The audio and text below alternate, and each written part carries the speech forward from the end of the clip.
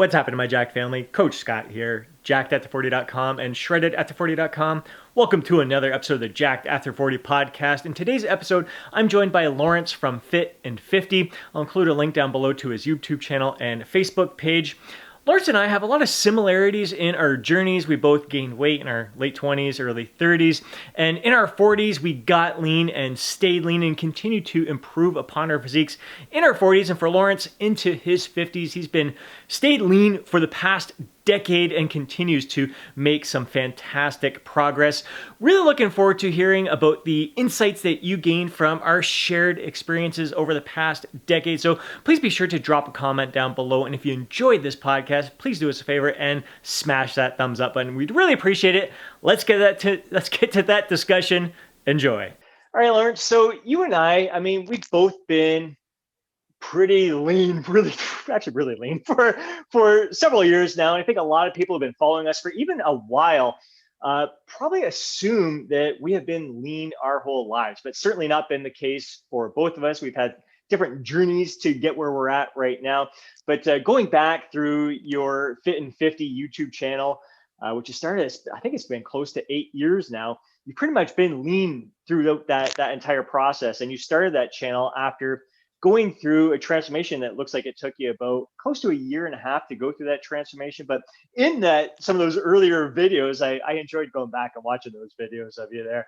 You shared some pictures of yourself when your son was born. I think you were in your early 30s at that time. And shocked, I was actually shocked to see how you look. You look so different. You were a bit heavier. So I'm really intrigued and curious to what your backstory has been like. Were you lean as a kid and as a teenager and then gained weight in your 20s and around when you had a child there? What's your experience been like getting up to this point? Now, as a kid, I was a skinny kid pretty much the whole time. So I don't know if you call me lean or you call me skinny, but I think that's pretty debatable. But I think I look more skinny than lean. I wasn't an athletic kid. I was active though. I like to ride my bike and get out and do stuff, but I wasn't on team sports or anything like that. But the only thing I ever did was cross country running and some track and field. The only contradictory thing in there was that I was really good at shot put, discus, and javelin, which don't make sense for a skinny kid with no muscle on them, right? But for whatever reason, I kind of got the mechanics of those down and did fairly well in those events. But other than that, I had no real athletic background. And then as I got older, I did have an interest. I think around 16, 17, I got some weights, but I didn't make any progress at that time. And I didn't really do the right kind of research, right? I read the bodybuilding magazines like everybody does. And so I didn't really make any progress. And then as time comes on, you know how it is, you get married and you get, focusing on work and I'm going to say accumulating stuff, but, you want to buy a house, you want a car, you want, and you want to provide well for your kids. And so then I kind of got into that. And so, yeah, that picture of my son with my 30s is a real eye opener. At my heaviest, I was probably 190 pounds. So that would probably be the largest I ever got. I don't think I was in that picture with my son. And that was kind of the time when I always thought I'd, 200 pounds would be something good, but it was around that time when I realized 200 pounds would be something bad, right? My gut hung over my belt, and I was very much a belly fat kind of guy, right? So I really had a lot of fat here, and not particularly a good look. So that was not a good time, and I did manage to lose weight after that. I got down to 150 pounds. But I didn't do it through, and that's something I don't really talk about a lot, but I didn't really do it through any sort of proper skilled diet. And I think a lot of people do it that way. I actually just did it through eating less. I took this many sandwiches to work. I started taking less sandwiches to work. My dinner plate at home, I would draw an imaginary circle on it, keep my food within that imaginary circle, right? So I wasn't thinking protein, fats, or carbs. I wasn't that smart then, right? I was just thinking less food. So I was hungry quite a bit, but I got down and I did it, and I tried to balance the desserts and that sort of thing. So I did get down, not maintainable, not sustainable. And so I didn't stay down. And then the next real time were my health and stuff. And I did some, I liked cycling, particularly mountain biking. I really got into that for a while. And we have a mountain just out in Kananaskis country here, kind of out past Brad Creek, which you might not know where that is, but if somebody wants to look it up on the map, we got some trails out there. And so I would go out there with my bike, and it was fun. It was fun, but I mean, it wasn't enough to change my physique in any sort of way, or burn enough calories, I guess, or I just ate too much.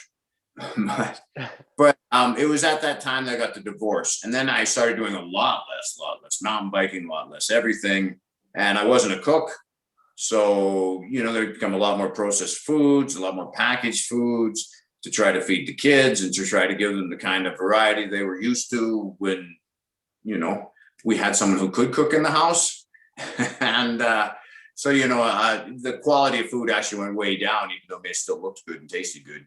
The actual quality of food went down, and so that wasn't a particularly good time. And it wasn't until my son turned 16 that things started to turn around. And he had just broke up from a girl who had broke up with him for a jockier guy, and he was like, I want abs. So I just wanted to spend more time with my son. He was getting older, and I wanted that opportunity at 16. Every dad wants to kind of spend time with their kids, right? So it was a chance for us to go to the gym, work out together. We had a personal trainer kind of lay out a bit of a machine program, probably the basic program that I would imagine to give to almost everybody. And anyway, we worked at that. And after about 3 months, I started seeing some changes. And that got me excited and interested, because it was like, well, how did, what's going on here, right? And so then I started to learn a little bit about diet and nutrition. But even in that picture you look at, that was almost 2 years there. Actually, it was almost 2 years when you see that first real shredded picture of me. I still didn't have it right. I, again, pretty much starved myself to do that. And I think that was that's almost a double story, right? The 2 times in my life up to then that I got fit, I just about starved myself to do it. And that's the real change in my knowledge, is now I stay lean and I don't starve myself ever. Exactly. And I'm sure lots of similarities, definitely, in our journeys, and it is lots of learning experiences along the way, and we're still learning and growing. And I think that's the beauty of this overall process. And it's been great to kind of see the path that it's led you on to a career of personal training and coaching, and just wanting to not only gain knowledge from your own personal experiences, but also from research and book knowledge, and from your clients as well. It makes it a fun path. There's no doubt about that. But very fascinating to hear how, you got up to 190. We're similar. You're a little bit taller than me. You're 5'9", 55 years young, 158 pounds. I'm 5'6.5", 5'7" on a good day. And weigh about 146, 147 pounds. I'll be 46 pretty soon. But I got up to 190 pounds at my peak as well. I find it interesting that, like, at that weight, a lot of people thought I looked great. And I still get comments from people that think I looked, they think like they want to look like my before picture when I was 190 pounds. They're like, I did not feel good. Sure, I could hide it pretty well in a t-shirt or something, but like, I was embarrassed to take my shirt off. I wore a tank top at the beach. I just felt full and bloated and disgusting. It just didn't sit well with me. It wasn't congruent with who I was, because I grew up a very lean, athletic kid, and it wasn't until my mid-20s when I owned a health club, of all things, that I just, life kicked me in the butt. I had just lost all control of eating, wasn't able to exercise the way I wanted to, and stress, lack of sleep, and all that stuff really, really caught up to me. It's pretty fascinating to see that we're similar in that dream, similar at the weight that we topped off at, and fairly similar to where we're at right now. And you and I both enjoy staying lean. So what is it? We're both recording YouTube videos. We're in the public eye, which can be motivating to keep ourselves lean. What are some of the other motivational factors for you, or reasons why you like to stay really lean all the time? Yeah, I don't know if that entirely ties in with being really lean, but I want to be fit all the time because it really Right. ties into longevity and be an active longevity. You know, my father is in his 80s now, and his health has declined. But you know, you realize those last years, and I call them the suck years, and you know, I want to avoid the suck years. Honest to God, I know this is going to sound awful in some levels, but I want to go, go, go, go, and then drop dead. I want my health span to go like this, you know, so it's relatively good, and then at the very end it drops off and goes like this, you know. Society as a whole, their health spans like this, and there's this big chunk of 5 years, you know, where life's quality is not very good, and then there's this 2 years that is really awful for a lot of people, and we're old enough now. And like a lot of my subscribers are in their 50s. We've seen a lot of people in these last two suck years, you know, where they're in extended care wards. They're, you know, at the end, it gets so that they're alive, but they can't enjoy the radio or TV or, you know, it's not great. And we have an opportunity, and the evidence supports that we don't have to have those big suck years. And while I don't know if that's necessarily directly attached to lean, but it is directly attached to my desire to stay fit, healthy, continue to build muscle, continue to strive to improve, and continue to get better as long as I can. 100%. Yeah. I think the more you're moving, the more you're active, the more you're getting out and just trying to live your life to the fullest based on how you're feeling right now. It's the fountain of youth. There's no doubt about it. One of my favorite all-time clients that I coached in person, he came to me at 80 years old, never worked out a day in his life. And we really built up. He came to me shuffle stepping and didn't have any strength, was kind of looked a little frail. And from there, like we built him up and I trained him. He was 95 years old and he was like, great. I mean, he was maintaining his strength, actually making progress from 80 to 95. And then he had a fall in the middle of the night. Oh no! Had to go to the hospital, caught something there, and ended up passing from that. But basically, he lived his life right till that very end. He wasn't in the hospital for very long before his passing, but he lived his quality of life. I mean, vacations in his 90s, going to Japan and hiking up these tall temples and everything, like truly living a fulfilled life right till the very end. So exactly what you're talking about there. Yeah, and I think that's what it's all about more than anything. And this concept that we can't improve. And I mean, the misconception even comes in the 40s where you're still relatively young. I don't think people understand how young 40 and 50 is. But well, when you become 40 and 50, maybe you understand it better. But when you're 20, you don't understand how young 40 and 50 is. It's not very old, right?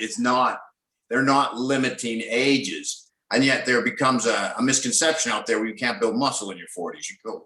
You can't build muscle in your 50s. And I think where the misconception comes is there is some decline, less than people think, but there is some decline. But most people are like myself and maybe yourself. Sounds like you're quite athletic, but where we never were anywhere near our genetic peak in our 20s. Right? Like if I was at my genetic peak in my 20s, there'd probably be some decline by now in my 50s. That may be a big line. I might shout at the camera even. There might be some decline in my 50s, right? But, you know, it's probably not even that much. It might be more like this, right? It's probably not even that much of a decline. But I was never at my genetic peak in my 20s. So there's no decline. I'm still on my way up here. And where that line meets, I don't know where it's going to meet. But at some point in time, I'll hit that peak, but I could be 80. I don't know. You know, I don't know what my potential is. And, you know, and if I keep striving toward that potential, if we keep striving toward our potential, then, you know, we're never going to know where the limit is because we're going to keep trying to get better. Yeah, I mean, some of the guidelines out there, they can at least keep things in somewhat perspective of, all right, keeping at least our expectations somewhat realistic. Like we're not going to pack on 20 pounds of muscle in a year like we could have when we were younger. But yeah, like when I was 23 years old, I weighed 123 pounds. Like I was small. And then I got fat, got up to 190, lost that weight. And I've been able to build over 20 pounds of muscle in my 30s and 40s. It's definitely gone way slower, like I'm like a pound a year for the past couple of years, but it's progress, and it requires patience.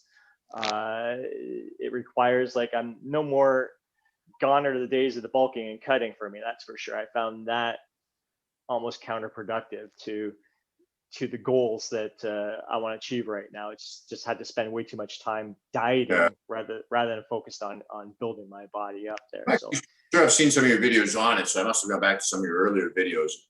But it seems to me that I remember you showing a bulk and a cut in a video that I saw. So how much did you gain back in the day when you bulked? So I would gain typically when I started the bulking and cutting. So when I dropped the 50 pounds of fat, everyone's like, all right, dude, now you're primed for building. Don't worry about your abs. Just eat, man, and start putting on size. And so I gained 30 pounds that first bulk, and then went to diet. It took me like 20 weeks to diet that 30 pounds down. And I was like, well, geez, it really wasn't like I gained a few pounds of muscle, but it wasn't significant. Like most of the weight that I gained was fat. I'm like, why gain 30 pounds of fat for like 3 pounds of muscle? And so then next time I was like, I'm going to do another bulk, but I'm going to keep it to 20 pounds. 20 pounds of fat, same like 3 pounds of muscle kind of thing. All right, well, what if I gain just 10 pounds? And at that point, I'm like, well, I'm still gaining the same kind of muscle, but now I'm spending less time cutting throughout the year, and less of the weight that I'm gaining is fat mass. So, and now I just keep things in check. Like it's close to like 5 to 7 pounds, where I find is ideal for me, and just keep it just a very gentle surplus when I'm building. And every once in a while, just do a little mini cut to keep things in check, so I feel good and perform my best, and get right back to that gentle surplus again. Yeah, yeah. Well, I guess that's pretty much the same way I do it, because I only adjust my personal calories. Clients are a little bit different, but I adjust my personal calories only by like 100 a day. Like when I decide to go up, I'll add 100 in and wait a couple weeks and see what happens. Same thing when I cut, I take 100 out. It sounds like nothing, but it makes a difference. And I'm never in a hurry, right? I'm not in a hurry to put body fat on. I'm not in a hurry to get shredded. I don't have a contest. I don't have a right. So it's time to, drop some weight, because I've, been adding a bit and it getting a little fluffy for the YouTube videos, right? So, but or if I didn't do YouTube videos, maybe a little bit, right? I might, but it wouldn't be a lot. Yeah, I agree. It does keep us in check a little bit more, but I think also, like, we've kind of found our sweet spot where we do feel our best and perform our best. And it just, when we stay within that sweet spot, we're not gaining a whole bunch. It doesn't take long to cut it off, and we can still enjoy our life to the fullest. You and I both enjoy food, and we enjoy just living a normal life. We're not all that different from a lot of people out there. So I'm curious about your diet there. Now, I think you mentioned a few times that you tend to keep things more in check during the week, and then on the weekends you let loose a little bit. Is that still something that you practice on a regular basis? Yeah. And I guess during the week, if I'm going to treat myself, I don't really like the word cheat, because it always fits within my macros and my calories. I might have, a cookie in and around my workout if I'm going to do something during the week. But for the most part, desserts don't happen during the week. My wife and I, we have wine together on Wednesdays. That's something we do. That's some time we spend together. We're both very busy people, and we're off doing our own things a lot of times. But Wednesday's a day that we'll play a board game and have some wine and catch up on conversation and make sure we're connecting, right? And so Wednesdays now, that didn't used to be back in the day, but Wednesdays now I have a little bit of wine. And then otherwise it's pretty much the weekend, Friday, Saturday, Sunday, if I do anything extra. Friday during the day is pretty much the same as a Monday to Thursday. And then Friday night we'll have a little different meal. Might go out to a restaurant, or during the COVID days, we'll order in, right? And have something a little bit different. Very cool. It's not complicated. It's not overly complicated to stay lean, keep things in check. And I'm sure, like you, it's structure. It's keeping things simple, structured, but having some flexibility and freedom to include our favorite treats into our lifestyle, making it fit your calorie target, your macro targets for the day. It's not rocket science. Yeah, for me, I think one of the things that helps is I look at my calories as per the week.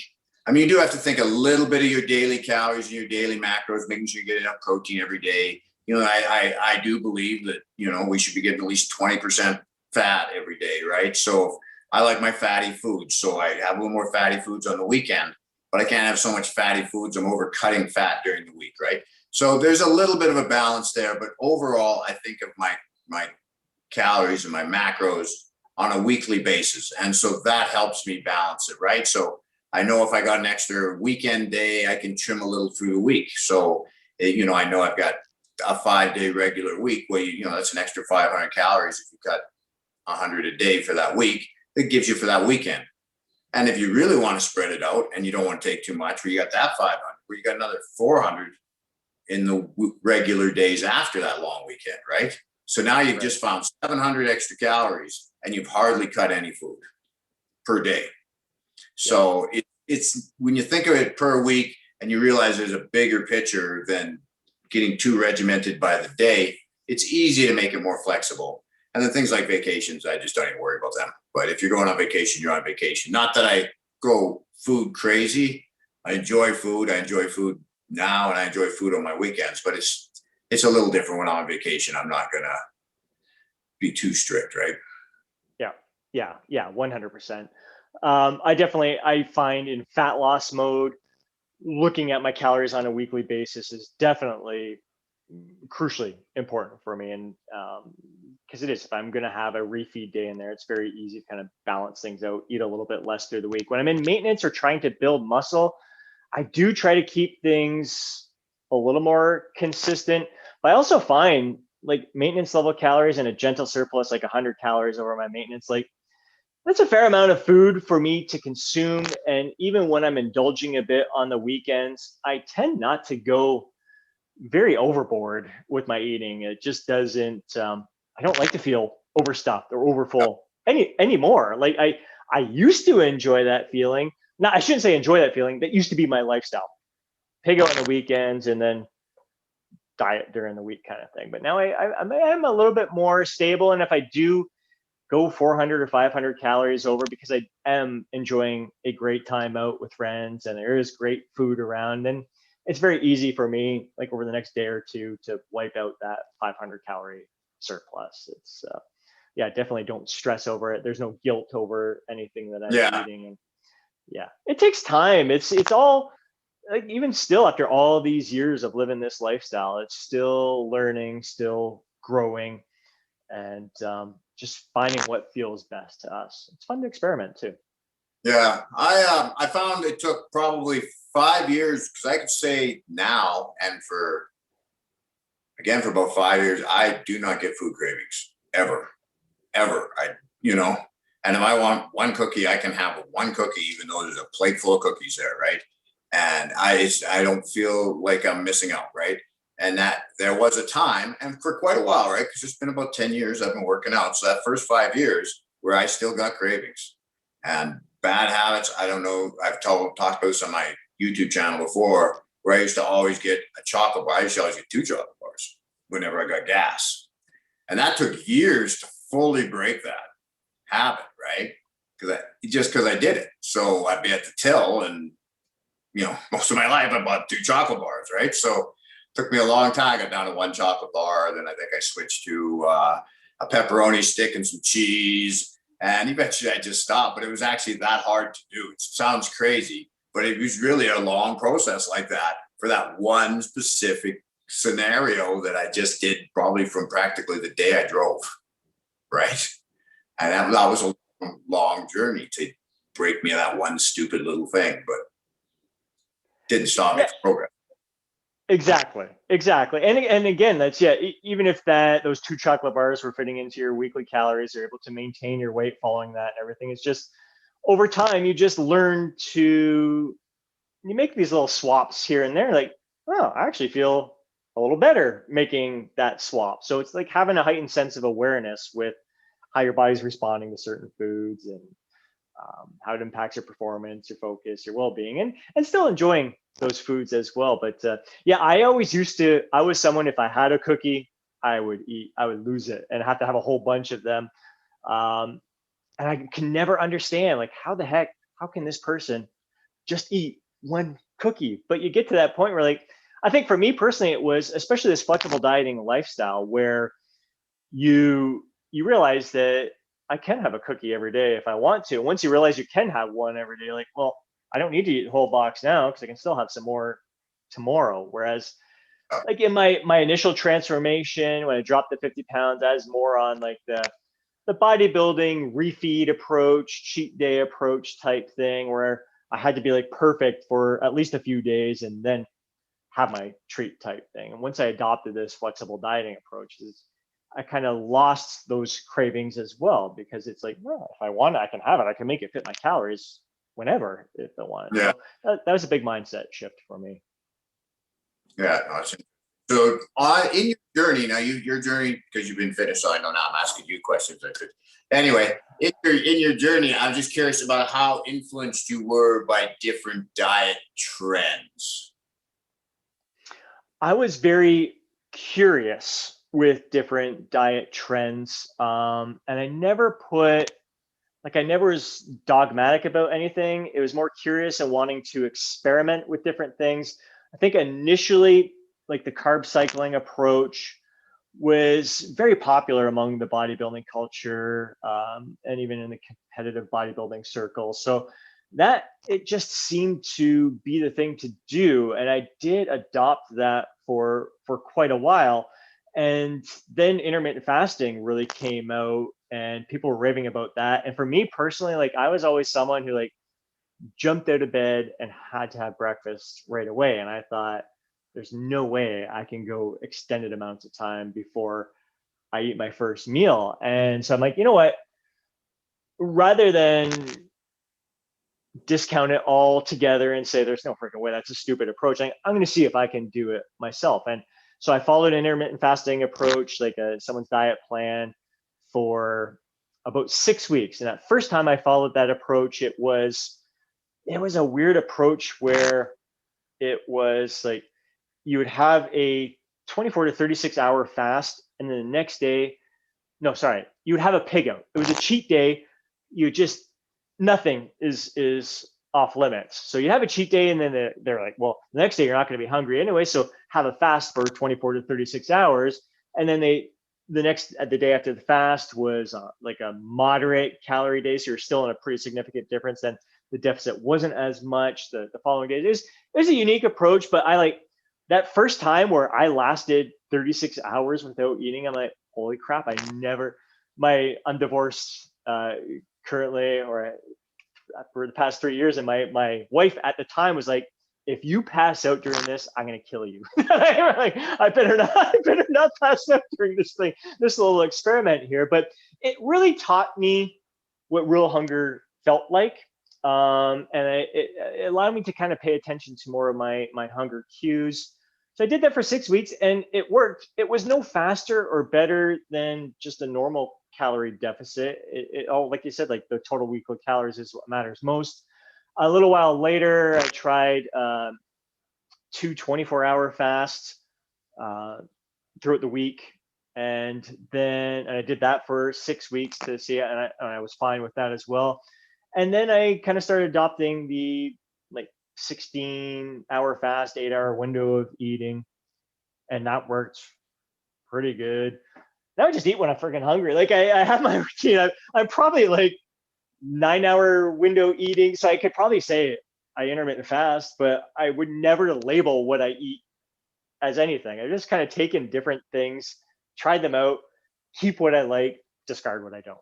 Yeah, and that's really the wise approach. I mean, for myself, when I was first getting into it, paleo was really big, right? So I was unquestionably influenced by the paleo style of dieting.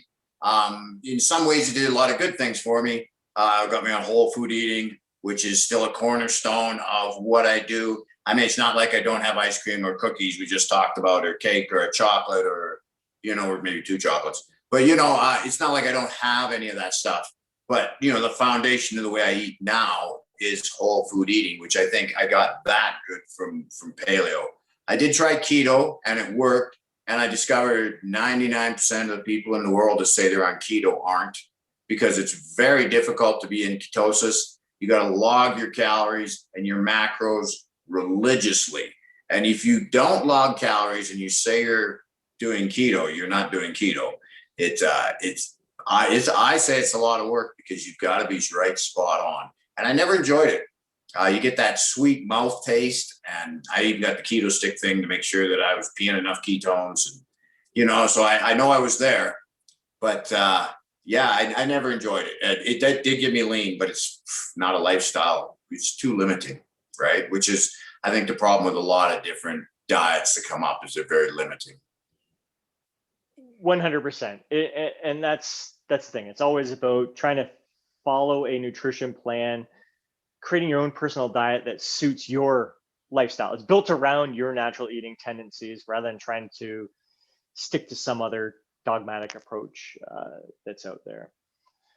Very cool to see and hear that you've learned a lot through experimentation. We both we see things out there, and rather than just form an opinion based on what it is, we're willing to experiment with it and actually see what the experience is like. What have been some of the biggest things, the lessons that you have learned through your own personal experiences, and just through research and learning, book reading and all that kind of stuff, just in general, whether it's nutrition, whether it's training, and even just training over 40 and what's possible for us in our 40s, 50s and beyond.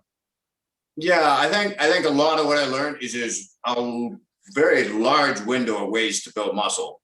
Seems very hard when you don't have the consistency and stuff and you first started and everybody had their weight. Remember my early years, I told you, when I used to lift weights and didn't get any progress? Yeah, so it seems hard then. But then when you start to understand the right principles, you can apply it to, body weight, to weight training, to bands, to, my original transformation was done primarily with dumbbells and body weight training, right?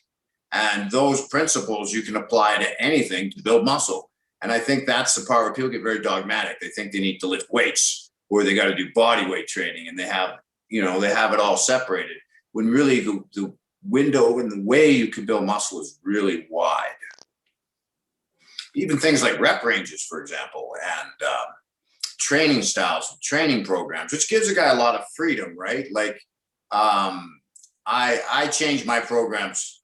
I don't know. It's hard to say. I was going to say a lot less frequently than most guys, because little tweaks make a bigger difference in a whole new program, right? But other guys, every 2 months are doing a brand new program, and that can work too, as long as overall you're making it progressive, right?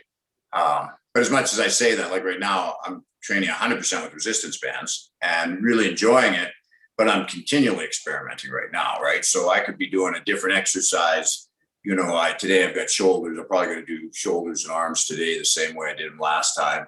But like I did, back and chest yesterday, which is a different split for me, by the way. Usually I'm full body or upper lower, and lately I've been doing the traditional, that's not quite traditional body building split. And I still hit them twice a week throughout the week.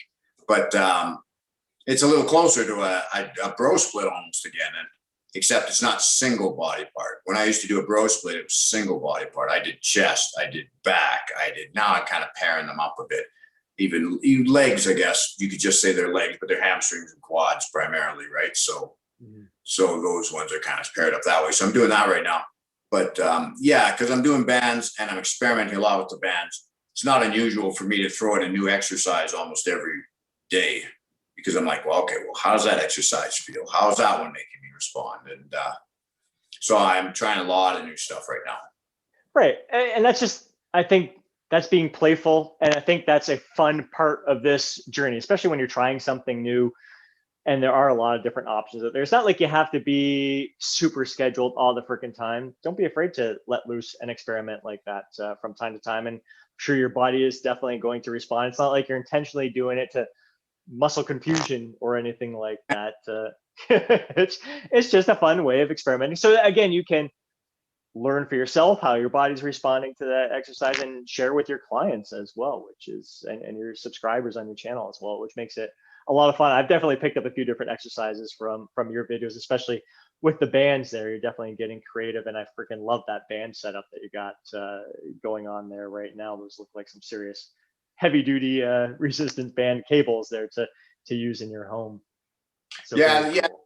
Choral bands are definitely a different attitude toward bands. They're like, is there such a thing as hardcore? If you go, I think if you really were going to go hardcore, you're like an elite FTX kind of band. They've got 400-pound bands, right? Like, which I'm not sure how usable those are for the average person, but they do exist. So I should be a little bit careful when I say hardcore, because if you've done your research, there's more hardcore out there. But for the average person at home, these are going to take you as far as you can go. I mean, these bands are heavy enough that I can pull my body with them, right? Like I can stretch them out and I can do a row, bracing with all my might. And I'm not rowing the bands, I'm pulling me toward the bands, right? So what that means, well, it means I'm too light for that exercise. I need to do a different exercise is what that means. But I mean, I'm physically, trying to work with more resistance than my body weight. So that's what that means. That means I need to do, that's hence why I experiment. But yeah, but once you have that level of resistance, you're challenging yourself, right? If you've got enough resistance that you're pulling your own body, then you have enough resistance. So they're that heavy duty, that hardcore. It's not like you have something at your house that's not going to challenge you. Absolutely. Very cool. I can totally relate to that on many levels as well. Especially being a lightweight, it's very tough. Like once being a lightweight and being strong makes it difficult, even with certain cable exercises as well can be a challenge to brace yourself. We're definitely sound like very much on the same page as well with it in regards to structuring workout plans. And I'm the same way where I'll follow a plan for typically like 3 months at a time, but I'll keep most of the exercises in there the same, swap out a couple, maybe swap the intensity technique that I'm using that time as a form of varying the progressive overload there. So it's been fun. I find that's a strategy that has worked for me, rather than in the past I used to every month completely different program, and it worked. I mean, it does. All things work. Like you said, there's so many different strategies that can work. Some are definitely going to be better than others, but most work. And my body has basically been built mostly on bro splits. Like that was how up until my mid 30s, I was all bro splits, and I was like pro bro split. And I really had to have an open mind when it came to different training programs. I couldn't understand, how can you do full body workouts? Like that's just boring to me. But then I opened my mind and you start playing around with it. And actually the first split I ever tried was like a upper lower push pull leg split. That was my first deviation from a bro split. I was like, wow, this is kind of fun. And then I did upper lower, upper lower. I'm like, this is all right. Then I just did push pull legs and like, well, let's try full body. I'm like, this is all awesome. Like it's all great. And it really is the beauty of all this. It all works. I think the best thing is like the novelty of change as well, not being so set in your ways with a specific split that we have. And even how many days a week you're training as well. I think it's nice every once in a while to change up the days a week that you're training, see how your body recovers. So I think that's one of the most important things for us men over 40, over 50, is paying a close attention to how we're recovering from the different stimulus as well. Well, look at another study here right now. And it's one based on losing body fat and improving cardiovascular fitness. And again, they have them training every day, resistance training 5 days a week. I see that a lot. Now, I know you've done that. I personally have never done full body training. Well, I say resistance training 5 days a week. I've definitely resistance trained 5 days. I've done 6 days a week.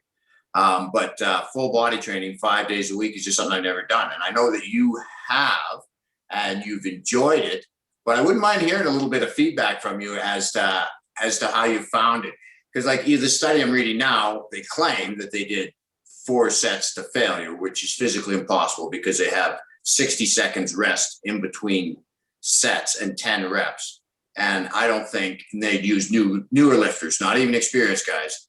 And I don't think you can go to failure and have a minute as enough recovery time and do the exact same number of reps again. So as much as that's what the study says, I don't think that's the reality of it. But still, they were pushing these people fairly hard. Yeah, 60 seconds rest and to still hit that same rep range with the same load would be very tough, I would assume, especially for compound lifts. But it was a fascinating experience. I've done it a few times. You really got to be careful with managing the volume and spreading it out and how you structure that volume. Like I found it was important to have like a strength focused day and like the 6 to 8 rep range, and then a lighter following that, like a lighter high rep day, like super high repetitions, and then a more moderate day, and then a bit more heavier there, and the types of exercises used as well. Like if I did heavy squats and heavy bench pressing and pull-ups or something for that first day, the next day would be like leg extensions, leg curls in the high rep Yeah. range. So it really was being very, you'd be smart with the exercises that you were selecting on the certain days, the rep ranges that you were using on certain days, and keeping the volume in check. But you can add a whole lot of volume for each body part. It's amazing what you can accumulate and still recover from. Now, mind you, that's something that I would only use in the short term, like no more than 6 weeks of that, because it does, especially if you're using it as a high volume plan as well. I find it takes a toll on you, and it loses its novelty at the same time as well. But it's fun to throw it in every once in a while to challenge your body in a different way, and your mind keeps the enthusiasm high. Yeah, I know a lot of. It was a real thing there for a while. I just could never seem to see how I could program it successfully, so I always kind of stayed away from it. But definitely alternating, say, more compound with more isolation the next day would be a way. And then, like you say, a strength high rep, I could see maybe. But yeah, I think I personally would have a tough time recovering and train the way I like to train. I'd have to hold some back, and that's never been a motivating factor for me, you know? Yeah, it's different, and yeah, because certain, like I could, like training in the 6 to 8 rep range, I don't experience much muscle soreness, whereas sometimes like in the higher rep range and you're getting that pump, that metabolic damage, and stress there, like those are the workouts that I'm like, I feel the delayed onset muscle soreness there, and you have to make sure you're planning for an off day after that, or your next workout has to be structured in a way that you're going to be a bit sore, and just yet you're still training. And sometimes like that training stimulus the next day helps loosen up those muscles, gets that fresh blood flowing to it, and actually helps them recover. So it's all fascinating. It's all fun to experiment with. And that's the beauty of this. It's, again, a great way to learn and grow through the process. Yeah, yeah, for sure. Very cool, man. This has been fantastic. I respect your time. This has been just a great discussion overall. I'd love to have you on again. It's been fun following your journey. It's been great getting a little bit more insight, a little bit more backstory into Mr. Fit and 50 here. Just hearing a little bit more there from the story leading up to where you're at right now. I really appreciate the content that you put out. You're on top of the research game, and I love how you keep things concise and to the point. I can ramble and drag things on for a long time. So when I see your videos, I'm like, how is he covering that topic in under 6 minutes here? That you do it like very concise and to the point. So I appreciate the effort that you put into your videos and the knowledge that you are sharing with all of us out there. So keep up the great work. Would love to have you on here and discuss more great things, gain more insights into what's working for you and different experiments that you're trying with yourself. And even hearing the results at the end of this summer-long resistance band program that you're following here, if you've noticed anything at the end of this process before getting back to like normal dumbbell barbell routines would be fun to Yeah. talk about as Yeah. well. Yeah. Very Yeah. cool, Well, brother. working on what I want to do for the winter here, because I'll probably take this right up to winter, and then onto something new. Oh, right on, man. Very cool. Very cool. All right, Laurence, thanks a lot. For everyone watching this podcast, head over to Fit and 50 on YouTube as well as on Facebook there. Check out Lawrence's material. You will love it. You're entertaining at the same time. I love all your B-roll footage that you have in your videos and all that stuff. It's informative, keeps me entertained through it the whole time, and you're doing a great job. So go visit Fit and 50 on YouTube and Facebook. And if you enjoyed today's podcast, please do us a favor and smash that thumbs up button. We'd really appreciate it. You know, a fellow bro over 40, over 50 who would enjoy this podcast, gain some insights from there, please do me a favor and share it with them. Before you go, don't forget to download your free guide, Jacked After 40. Have yourself an amazing day. Catch you in the next podcast.